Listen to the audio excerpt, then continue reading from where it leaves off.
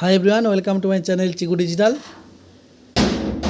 SC ST OBC certificate কীভাবে আমরা application করব এবং আমাদের সার্টিফিকেট অ্যাপ্লিকেশানের স্ট্যাটাস চেক করা থেকে শুরু করে সার্টিফিকেট ডাউনলোড কীভাবে করব সেই নিয়ে আজ ডিটেলসে জানব। এই জন্য আমাদের এই certificate SC ST OBC certificate application করা, সার্টিফিকেট ডাউনলোড করা বা ডিজিটাইজ করার জন্য আমাদেরকে cast.wb.gov.in কাস্ট সার্টিফিকেট wb.gov.in এই ওয়েবসাইটে আমাদেরকে যেতে হবে। এখানে আমরা এসসি এসটি ওবিসির জন্য অ্যাপ্লিকেশান করতে পারবো, নিউ এডিট করতে পারবো, অ্যাপ্লিকেশান চেক করতে পারবো, চেক সার্টিফিকেট করতে পারবো, অ্যাকনোলেজমেন্ট ডাউনলোড করতে পারবো এবং সর্বশেষ আমরা সার্টিফিকেটটিকেও ডাউনলোড করতে পারবো। এছাড়াও এই একই ওয়েবসাইট থেকে আমরা ওবিসি সার্টিফিকেটও অ্যাপ্লাই করতে পারবো, ইডাব্লিউএস করতে পারবো এবং আমাদের যে ডিজিটাইজ সার্টিফিকেটের প্রয়োজন ম্যানুয়াল থেকে ডিজিটাইজগুলো আমরা এখান থেকে কিন্তু একই সাইট থেকে করতে পারবো। আমরা যেহেতু নতুন করবো এসসি এসটি ওবিসি নতুন আমরা খুলে নেব। তারপর আমাদের এখানে ডিস্ট্রিক্ট, সাব ডিভিশন এবং ব্লক সিলেক্ট করার পর এখানে জিপি আসবে, সেই জিপিটা সিলেক্ট করব। কিসের জন্য অ্যাপ্লিকেশন করছি আমি এখানে, এসসি এসটি না ওবিসি? তো আমি এখানে যেহেতু এসসির জন্য অ্যাপ্লিকেশন করছি তো এসসি অপশানটা ক্লিক করব। তারপর কাস্ট বা ট্রাইব, কোন কাস্টের সেই কাস্টটা আমরা এখান থেকে কিন্তু টাইপ করে নেব।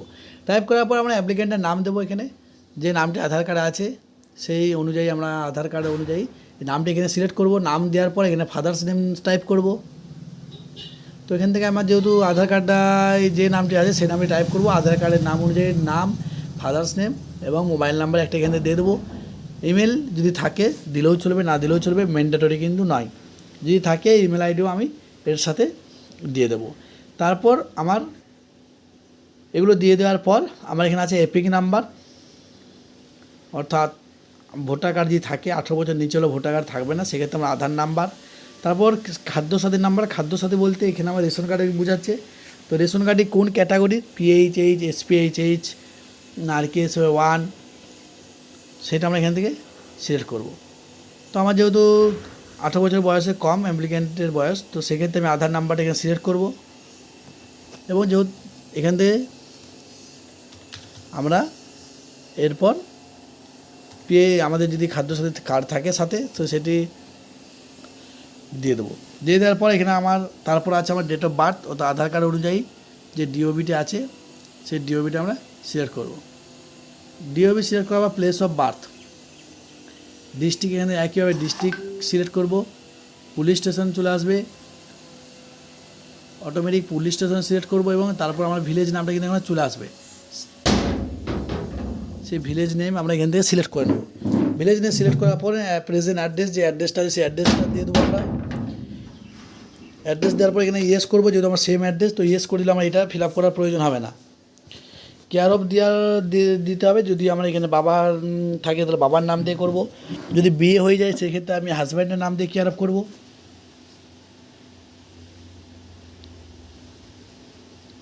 তারপর আছে পুলিশ স্টেশন, এখান থেকে আমরা পুলিশ স্টেশন সিলেক্ট করে নেব। তারপর জিপি, যে জিপির বাসিন্দা সেই জিপি, তারপর আমার পোস্ট অফিস এবং পিনকোড, যে পুরো ডিটেলস আছে সেই ডিটেলসগুলো সিলেক্ট করার পর এখানে বলছে permanent address same as present, আমি ইয়েস করে নেবো। ইয়েস করে যদি আমার পার্মানেন্ট অ্যাড্রেস সেম হয় তাহলে আমাকে ফিল আপ করার প্রয়োজন হবে না। আর যদি আলাদা হয় সেক্ষেত্রে নো করে আমার কিন্তু পার্মানেন্ট অ্যাড্রেসটা আমার এখানে দিতে হবে। প্রেজেন্ট অ্যাড্রেস এবং পার্মানেন্ট অ্যাড্রেস যদি আলাদা হয় সেক্ষেত্রে এখানে নো করে আমাকে এখানে দিতে হবে। আমার যেহেতু সেম তার জন্য দিতে হবে না। এরপর আছে রিলিজন, এখানে আমি রিলিজন করবো, যে হিন্দু হলে হিন্দু, মুসলিম ইসলাম হলে ইসলাম। তারপর জেন্ডার, মেল ফিমেল জেন্ডারটা আমরা এখানে সিলেক্ট করবো। তারপর এখানে ব্লাড রিলেশন ডিটেলস, এখানে ইয়েস যেহেতু আছে আমার চার্টটা আছে তো ব্লাড রিলেশন চার্ট যেহেতু আছে আমি ইয়েস করবো। তারপর যার সাথে রিলেশন দিতে চাইছি তার নামটা এখানে আমরা এখানে এন্ট্রি করব।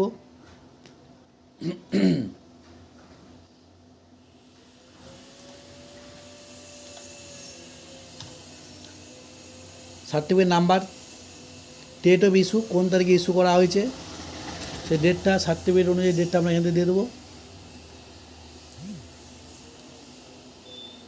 তারপর রিলেশান, অর্থাৎ অ্যাপ্লিকেন্টের সাথে রিলেশন কী আছে, অ্যাপ্লিকেন্টের সাথে রিলেশন দিয়ে দেবো। অ্যাপ্লিকেশনের রিলেশন দেওয়ার পর এখানে ইস্যুইং অথরিটি, এখানে আমরা দেখতে পাবো যে কোথা থেকে করা হয়েছে সেই নাম অনুযায়ী আমরা এখান থেকে অথরিটি এখান থেকে কোন এসডিও থেকে সিলেক্ট করা হয়েছে, সেই এসডিওর এখান থেকে বিষ্ণুপুর, আলিপুরদুয়ার, বাঁকুড়া, বারাসাত যেগুলো আছে তার মধ্যে যেটা হবে সেখানে সিলেক্ট করে নেব।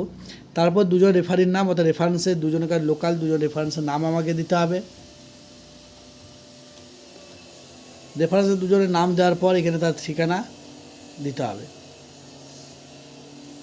দুজনের নাম এখান থেকে আমরা রেফারেন্সে দিয়ে দেবো। তারপর আছে whether the application or is family migrated from other state অথবা কান্ট্রি, যদি অ্যানাদার স্টেট থেকে এসে থাকে সেক্ষেত্রে ইয়েস করবো, নাহলে যদি একই স্টেটের মধ্যে হয় সেক্ষেত্রে নো করে দেবো। যেহেতু আমরা একই স্টেটের মধ্যে তাহলে আমি এখানে নো করব এবং তারপরে পরে চলে যাবো আমরা। তো আমরা এইভাবে আমরা কিন্তু কাস্ট সার্টিফিকেট নতুনের জন্য অ্যাপ্লিকেশন করবো এবং যদি কাস্ট সার্টিফিকেট হাতে পুরনো হয়ে থাকে সেক্ষেত্রে আমি কিন্তু ডিজিটালি অ্যাপ্লিকেশন করে সেটা আমাদের জমা দিলে কিন্তু আমার এটা ডিজিটালি হয়ে যাবে। ম্যানুয়াল থেকে ডিজিটালেও একইভাবে একই সাইট থেকে আমরা করে নিতে পারবো।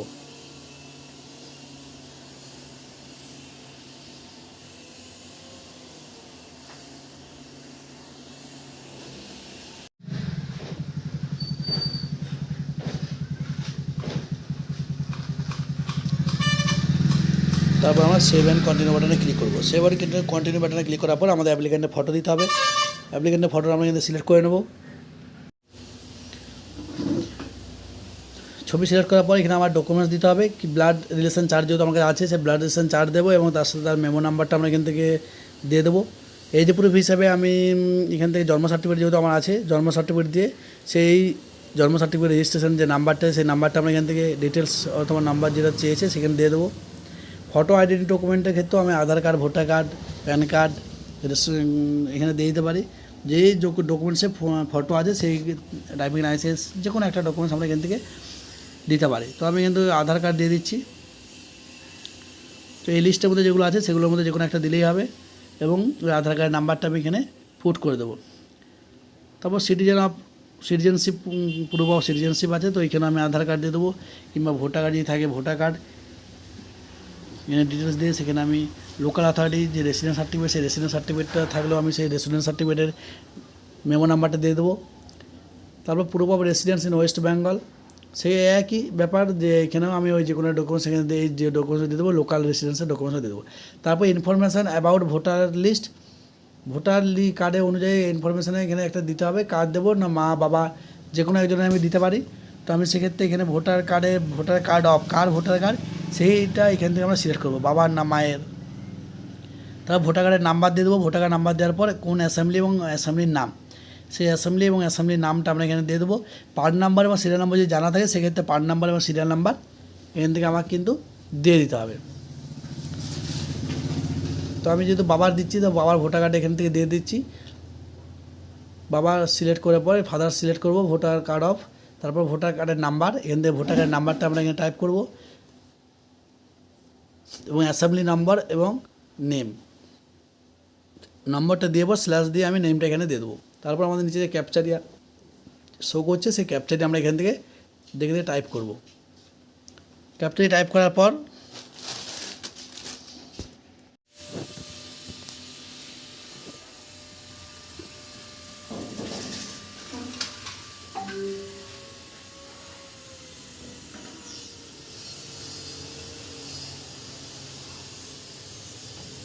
ক্যাপচারে সাবমিট করলে আমরা এখানে অ্যাপ্লিকেশান নাম্বার এখানে পেয়ে যাবো এবং অ্যাপ্লিকেশান নাম্বারটি এবং অ্যাকনোলেজমেন্ট নাম্বার এই দুটো ডাউনলোড করে নেব।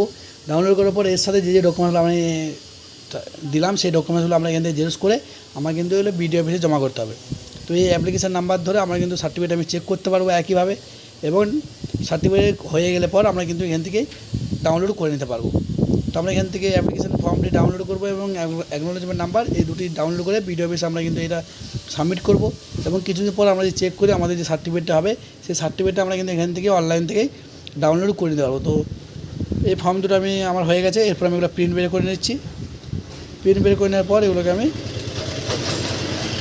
একদম একটা ফটো দিয়ে পাসপোর্ট সাইজে ফটো দেবো তার সাথে এবং দিয়ে এগুলো অ্যাটাচ করে ভিডিও অফিসে আমি এগুলো সাবমিট করব।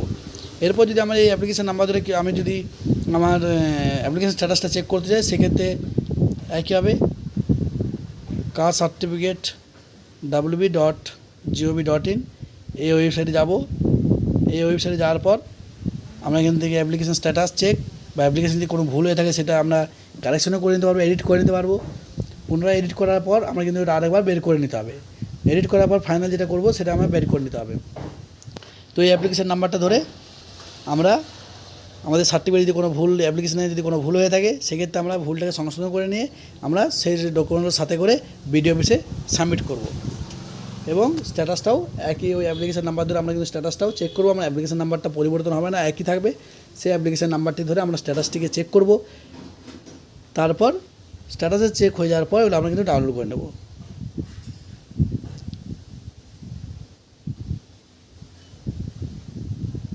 তো আমি দেখিয়ে দিচ্ছি কীভাবে আমরা স্ট্যাটাস চেক করব।